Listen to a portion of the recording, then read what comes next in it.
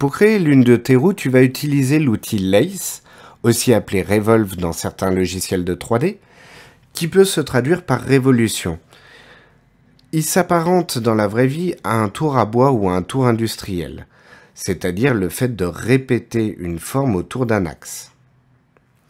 Le problème ici, c'est que si tu regardes en vue de face, ton référent au niveau de la roue n'est pas assez précis pour créer une forme.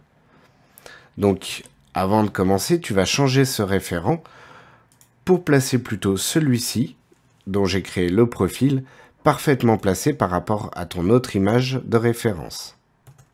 Donc tu vas dans ton dossier contenant tes référents, tu prends profil roue et tu viens le déplacer sur 3ds Max, puis ici sur ton plan. Tu viens ensuite te placer en vue de face et tu vas dans l'onglet Create, Shape pour prendre une ligne.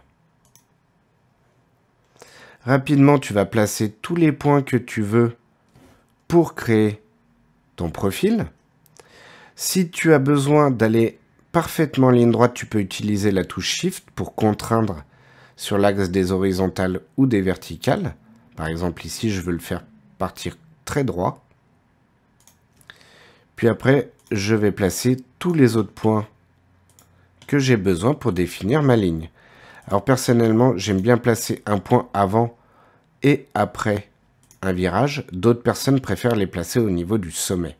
Ça, c'est suivant votre ressenti. Une fois que tu as tracé ton profil, tu vas rentrer dans l'onglet Modify, dans les points, afin de sélectionner tous tes points ici et leur appliquer une poignée de Bézier par un clic droit. Tu peux ensuite, à l'aide de l'outil déplacement, modifier les poignées de Bézier afin de suivre tes courbes.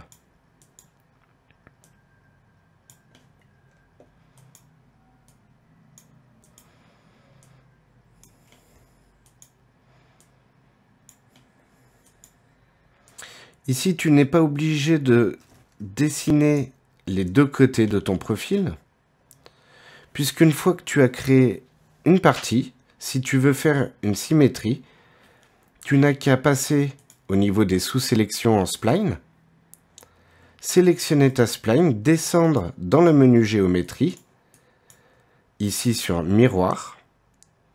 Là, on a besoin d'une symétrie par rapport à un axe vertical, donc tu peux rester en miroir horizontal et cliquer sur miroir. Tu peux ensuite déplacer la nouvelle courbe pour la placer correctement. Tu vas ensuite fermer ta courbe, ta forme ici, en remontant en haut de géométrie pour prendre Create Line. Tu vas te mettre en magnétisation ici et avec un clic droit le régler sur Vertex afin que ta nouvelle ligne que tu vas créer vienne s'accrocher aux deux points de chaque côté.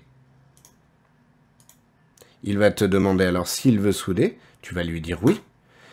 Mais pour bien être sûr que tous tes points sont soudés entre cette courbe et celle-ci, tu vas revenir dans la sous-sélection de points, sélectionner les points ici en haut, ainsi que ceux au niveau des angles, et tu vas appliquer une soudure, c'est-à-dire un weld. Si tu veux vérifier que ça fonctionne bien, vérifie qu'au-dessus de géométrie et de soft sélection ici, tu as le nombre de vertex sélectionnés. Tu en as 5 puisque en fait, tu devrais en avoir 6, mais à un endroit ici, c'est déjà soudé. Mais bon, au cas où, on va le faire. Tu fais Weld. Et normalement, ici, maintenant, tu devrais plus qu'avoir 3 points. Donc, si tu as bien tes 3 points sont bien soudés, tu peux alors sortir de ta ligne. Et dans le modifier list, tu vas chercher l'outil Lath, L-A-T-H. Il te crée tout de suite une répétition autour d'un axe, mais cet axe, il suit ici l'axe Z, c'est-à-dire la verticalité. Tu vas changer donc la direction de ton axe pour avoir celle qui te convient. Ici, moi, c'est l'axe X. Mais si tu regardes, pour le moment, ce n'est toujours pas ajusté, puisque le pivot est placé au milieu de ton objet et non ici entre les deux parois qui définissent la roue.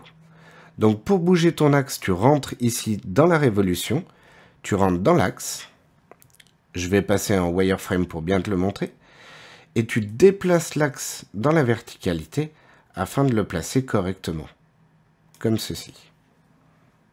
Donc ton axe est maintenant ici, et si tu regardes, tu devrais arriver à une forme comme celle-ci, avec un trou au milieu.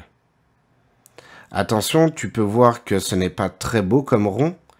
Il faut bien augmenter dans les paramètres de ton lace le nombre de segments. Là, tu peux aller largement jusqu'à 50. Vérifie que Cap Start et Cap End soient cochés, afin de ne pas avoir de trous.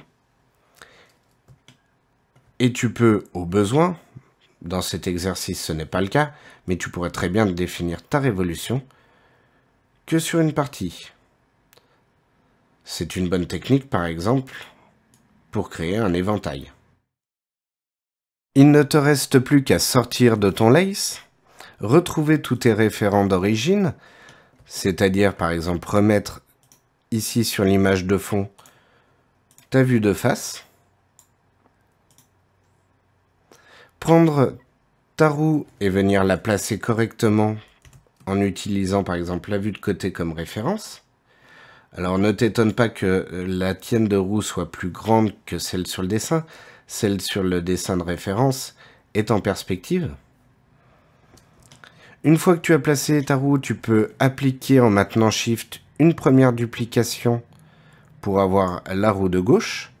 Tu peux le mettre en instance, comme ça si tu dois modifier la première roue, les autres roues seront modifiées aussi. En vue de face, tu places ta roue de gauche. Puis tu resélectionnes tes deux roues et à l'aide de Shift, tu réappliques une duplication sur l'axe DY, toujours en instance. Et en vue de côté, tu viens placer ta roue correctement.